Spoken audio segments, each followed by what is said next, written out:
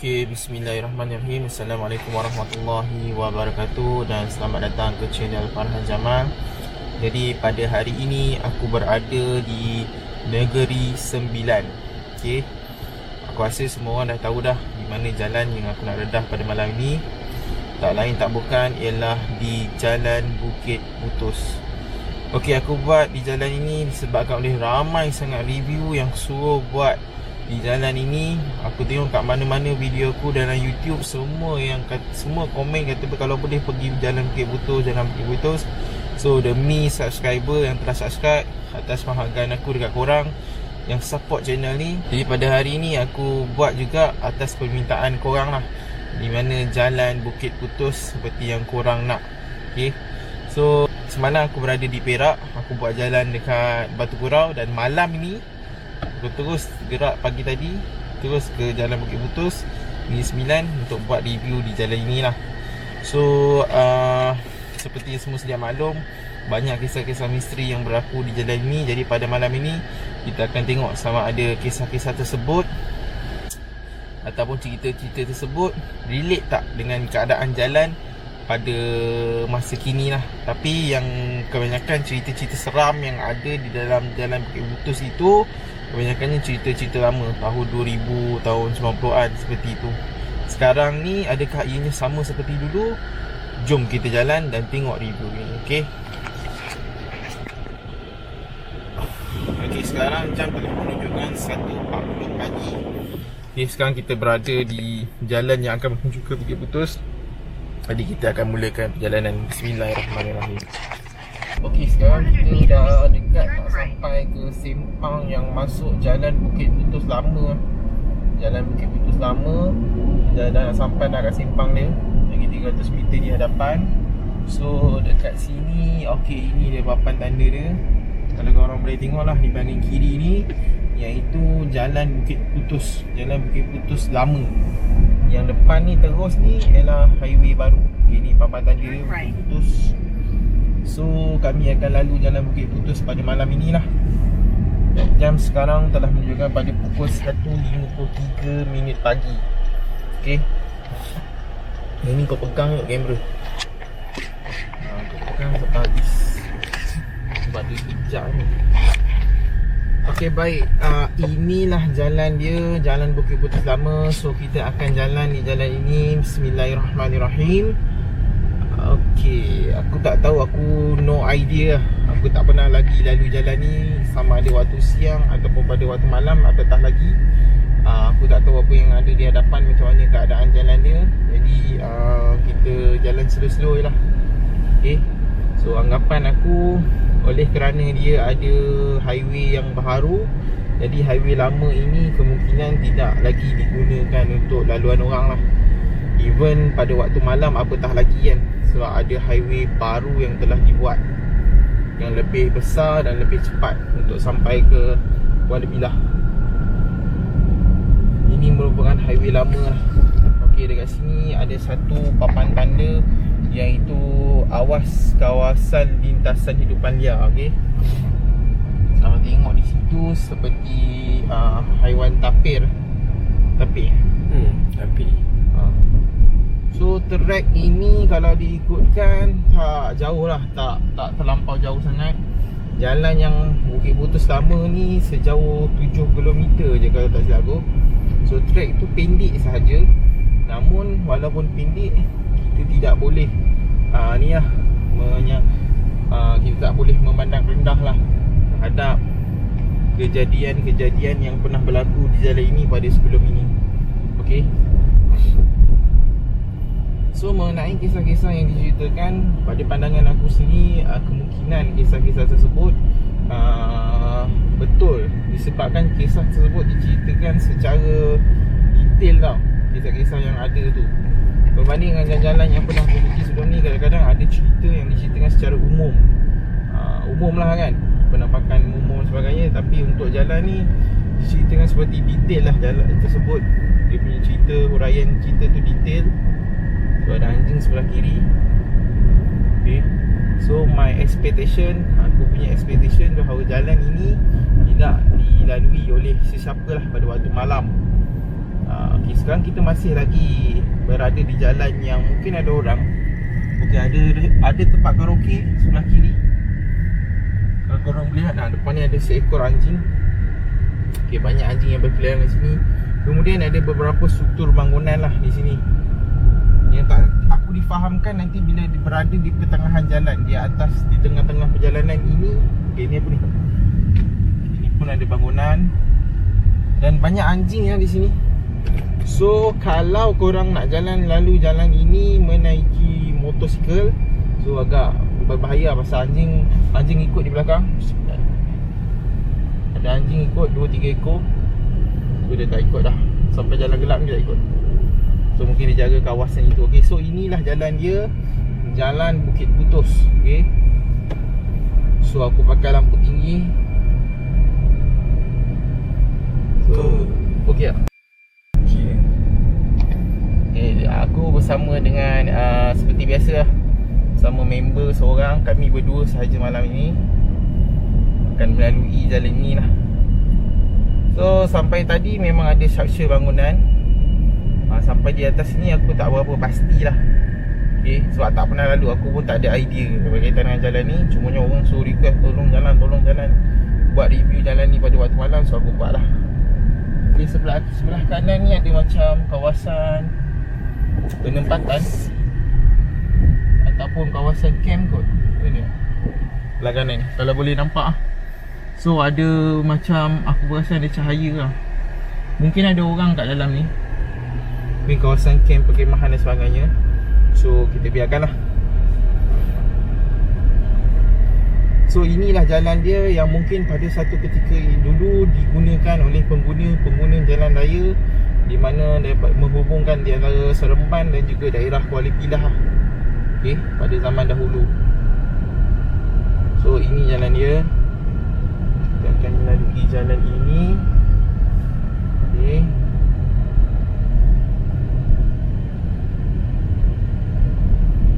So expectation aku, pandangan aku, orang tidak akan lalu lah jalan ni pada waktu malam, melainkan mereka mempunyai sesuatu yang ingin dibuat lah.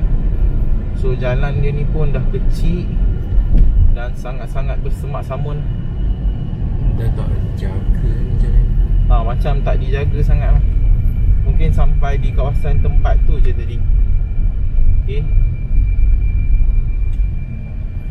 so aku kena berhati-hati sikit. Kalau tengok semak memang tinggi di kiri jalan ni. Semak sangat tinggi. Namun kalau tak silap aku, kita masih boleh nampak lagi lah. Okay, sekarang kita berada di kamp pengakap Bukit Putus. Kawasan kamp pengakap Bukit Putus. Belah kanan ni pun aku nampak ada struktur, ada macam bangunan. Mungkin kawasan camp kot. Okay, dan kita akan melalui jalan-jalan yang berliku lah. Besar cukup. Besar pokok.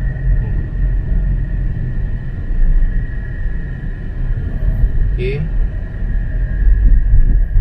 kalau boleh kau jangan tadu kat aircon. Tengok hari tu dia macam bunyi angin aircon lah. Ya, banyak kali aku sebab ada tengok video dia jadi tu.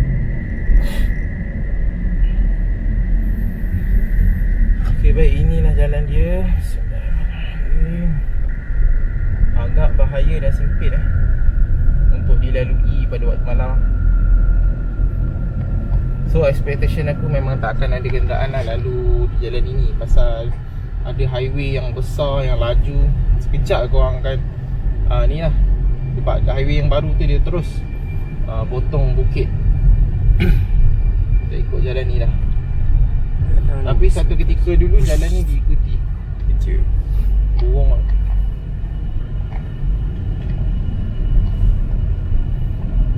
Jalan ni nak orang lalu.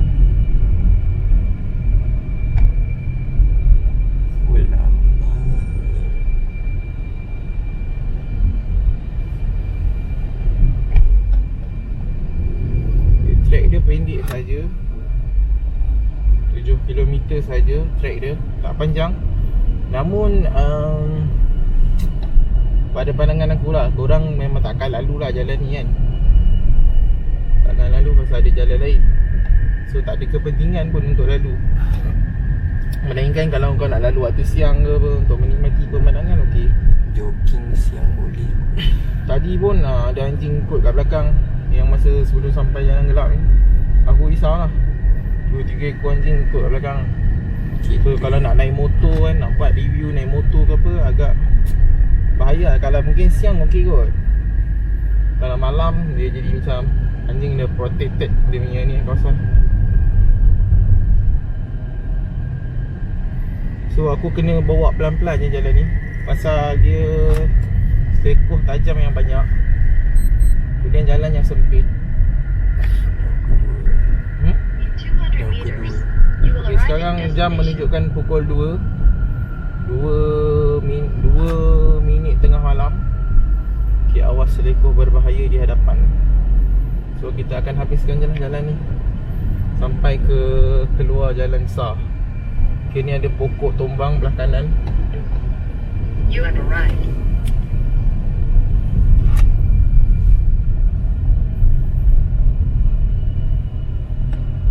Aku lupa nak rakam maps ni. Aku tadi dah ambil apa, download dia punya ni lah, screen recorder.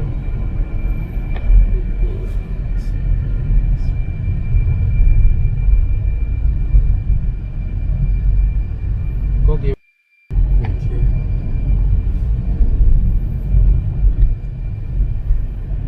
Seram sekali. Seram. Kau tak rasa tu bukan masa ni, rasa macam tu. Kau tak rasa seremban tu pun? Tak, kau payah. Tak payah. Berhenti juga pun nyantai. Okay, kita orang berhenti sekejap sebab map dia sampai separuh jalan je. So aku nak pergi timbak balik map ke Seremban. Okay, so sekarang ni jalan naik bukit So sekarang ni jalan menaiki bukit putus. So kita tengok maps punya tu, sebab nak keluar tu berapa meter. Okey, ini jalan apa? Laut. Aku rasa tak ada orang lalu lah jalan ni. Memang bukan ada orang lalu lah. Dia tu papan tanda quality lah.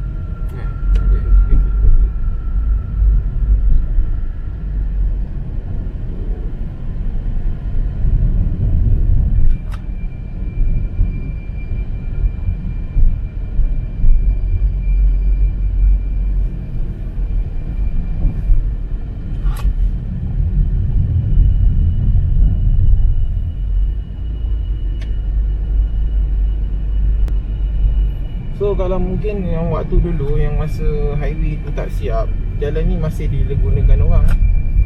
So waktu dulu kalau macam mungkin tengah malam pun actually mungkin ada orang lah gunakan kan. Pasal jalan ni sahaja salah satu jalan yang menghubungkan di antara Seremban dan juga Kuala Pilah lah pada ketika itu.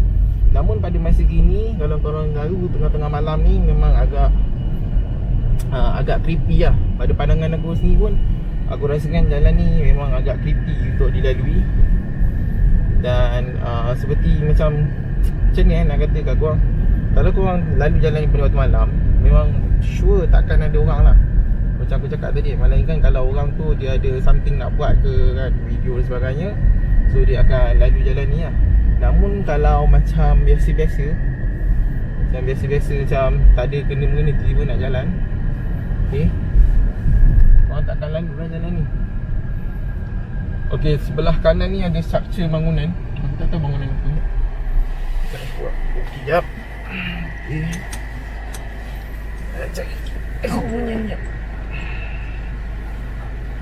Aku tak tahu bangunan ni dah nak sampai ke penghujung jalan lah. Okay, bismillahirrahmanirrahim.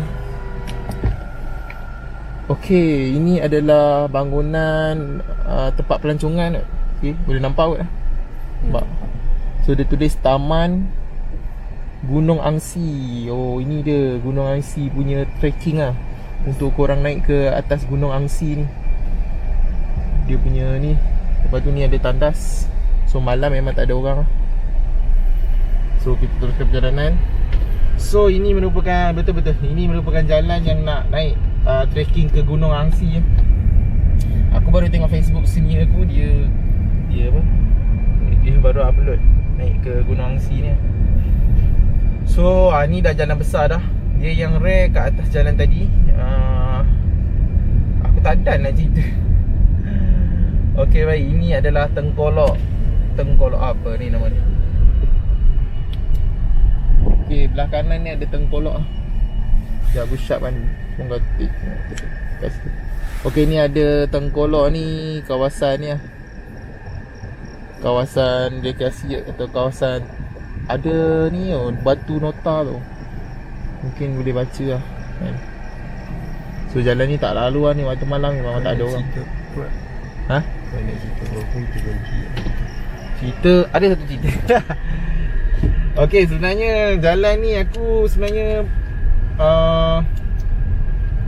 kalian nak lihat juga pasal aku bawa member kat sebelah sebenarnya yang dia dulu pernah alami sesuatu lah kat jalan ni. So aku risau benda tu happen again kan. So aku cerita ringkas ke tuan badan nak cerita. Tapi nanti ada kat tempat ambil air tu aku rasa. Berhenti situ kan. Dia tepi jalan besar. Kau nak cerita simple je kot.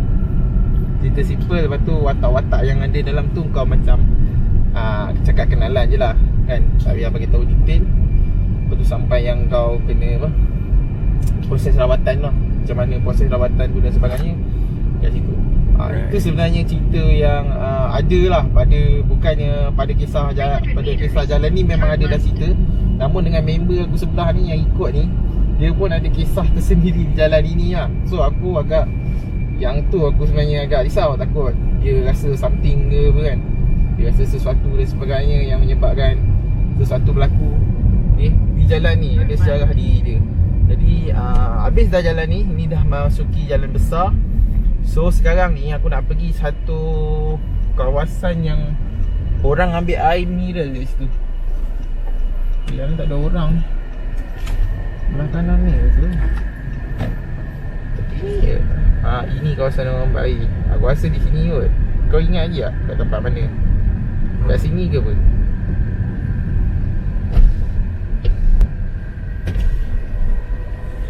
Betul tak? Ke kat tempat lain? Ya. Ha? Rasanya aku rasa sakit pun. Okey, balik belah. Dah apa, okey. Ha? Ya, Okey. tengah jap. Parking depan ni sikit. Kita tengah jap.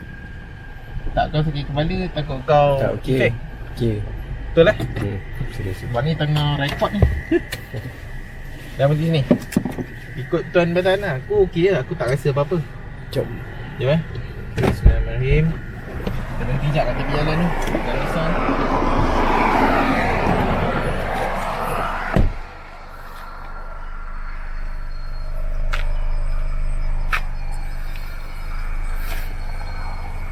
Alright. Actually sebenarnya kejadian ni berlaku dalam maybe awal tahun ni. Tak pun aku rasanya akhir tahun lepas. Waktu tu member aku ada bagi tahu yang dia nak ambil air ni untuk tujuan berubat tau. Lepas tu waktu tu aku tak nak turun kereta. Member aku turun. Dia yang turun, dia yang pergi ambil air tu. Lepas tu bila dia turun, dia pergi ambil air tu, aku duduk je lah dalam kereta. Tapi waktu tu aku rasa macam penat gila. Rasa pening kepala. Aku rasa macam tak ada mood lah. Rasa macam nak marah-marah.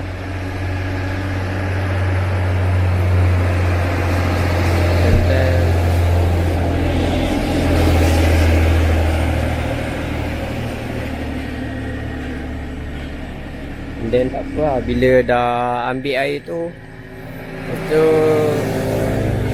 member aku tiba-tiba dia gurau-gurau. Dia suruh aku minum air tu. Lepas tu aku cakap lah, aku tak nak minum air tu kan. Aku tak nak minum air tu. Tapi dia paksa kak. Paksa aku tolak. Tak nak.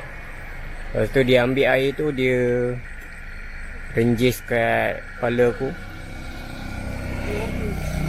Lepas tu start dia renjis kat kepala aku tu, aku jadi tiba-tiba aku jadi marah. Aku tak boleh kontrol diri aku. Lepas tu dalam 20-30 saat lepas tu aku dah start kena rasuk.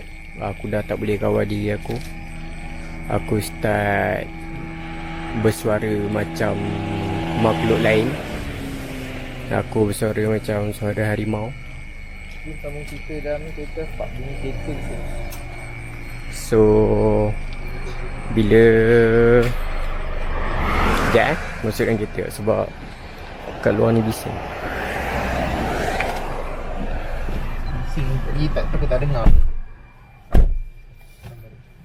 Okay, so waktu tu lepas aku dah kena rasuk tu, mula-mula aku bunyi macam suara harimau.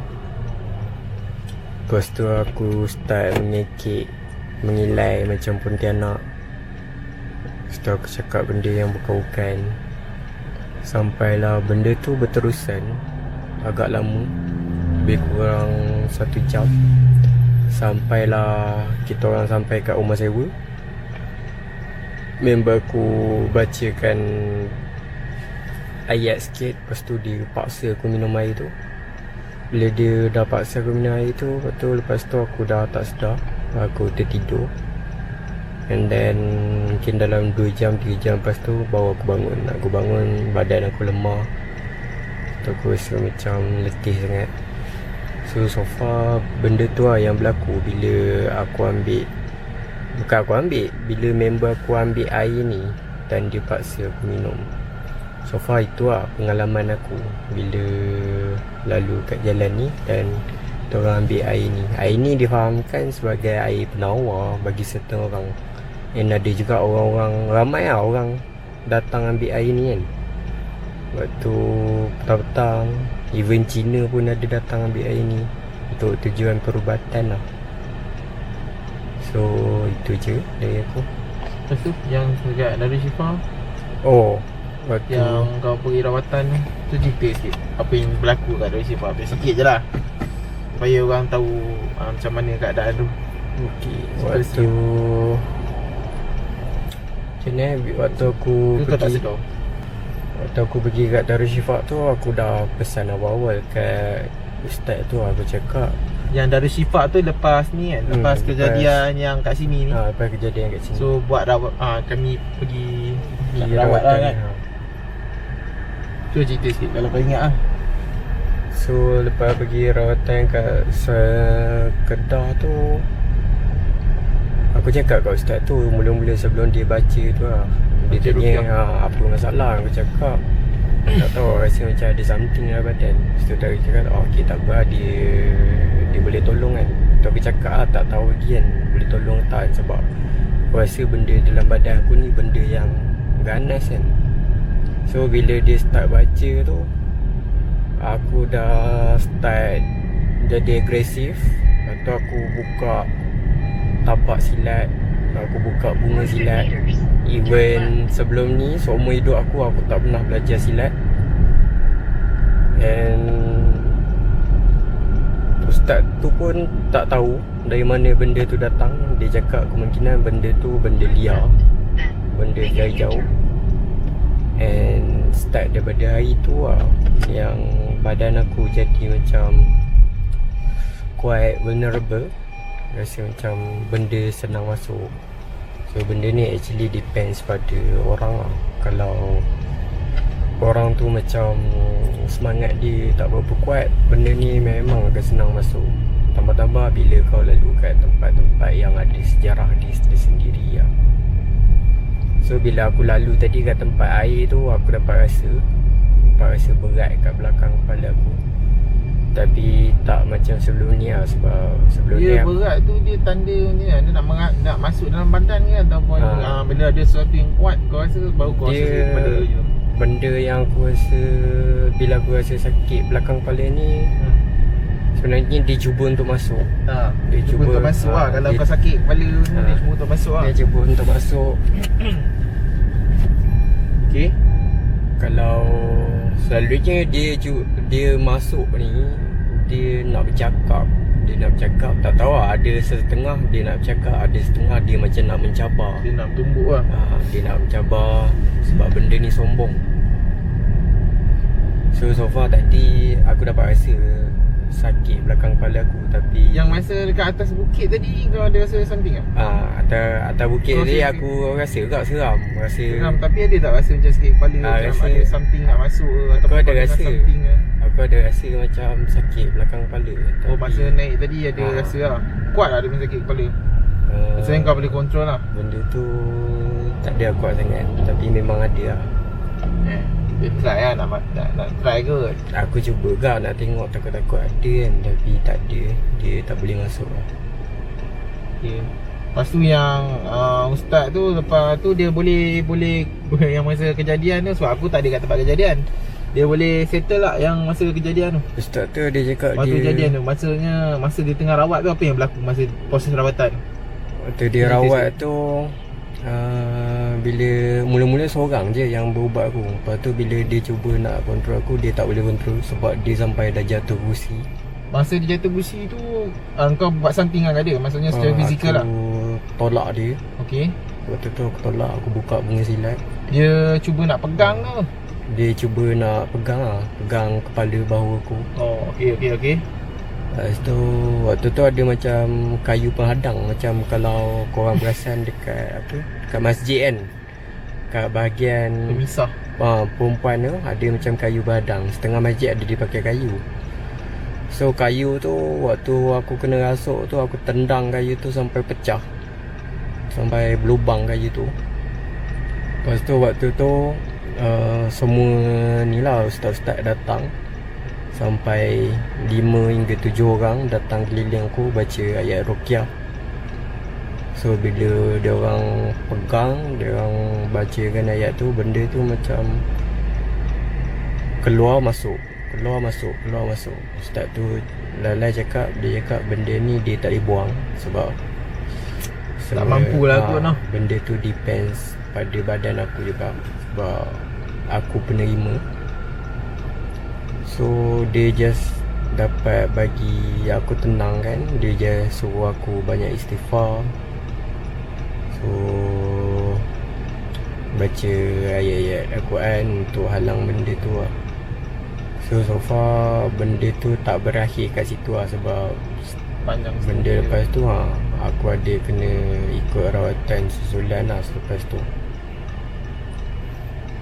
So waktu pergi Darushifa tu memang tak settle kan isu tu kan? Maksudnya tak, masih ada lah walaupun lagi Darushifa masih benda ada. tu ada sebab bagi pandangan aku sendiri mungkin kekuatan dia tak mampu untuk membuatkan benda tu pergi lah.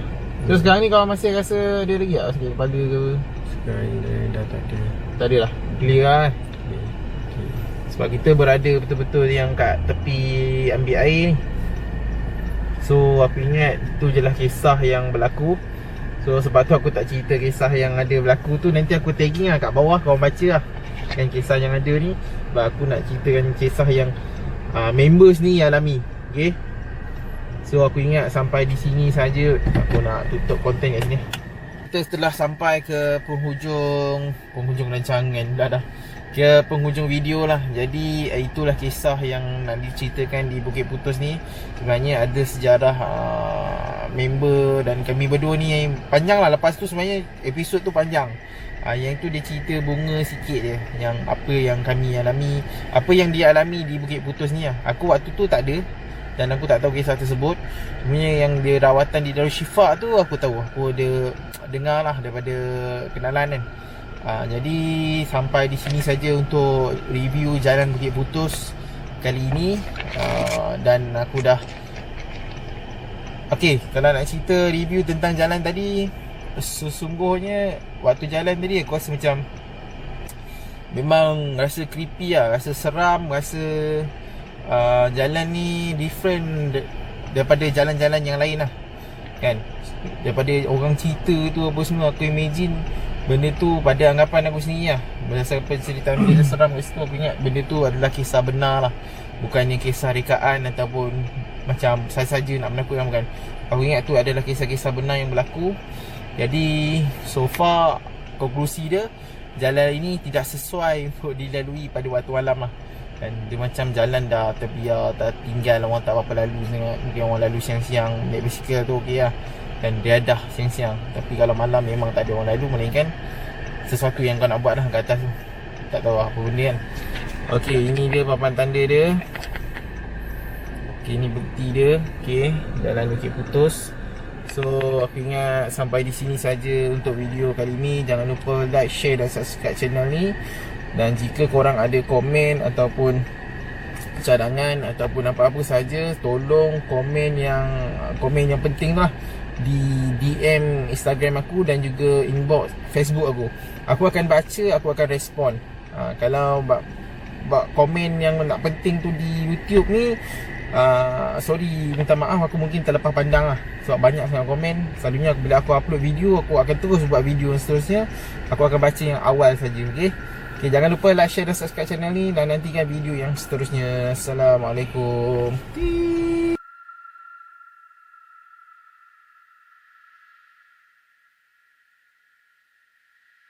Kau nak apa ni datang ni malam ni?